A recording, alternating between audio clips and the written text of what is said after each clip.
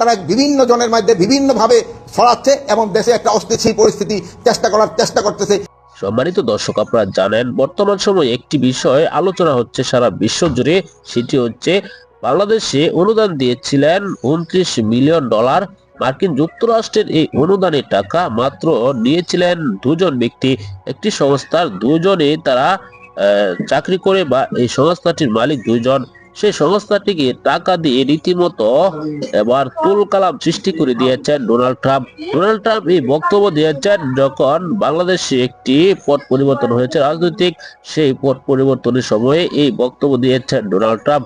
Donald ট্রাম্পের এই বক্তব্যের পর ইতিমধ্যে রহস্য নিয়ে উৎকাতন হচ্ছে। ইতিমধ্যে আপনারা দেখেছেন বাংলাদেশের একটি সংস্থা কিভাবে এই টাকাগুলো নিয়েছে, কি কাজে ব্যবহার করছে, এ নিয়ে কিন্তু একের পর এক রহস্য ফাঁস হচ্ছে।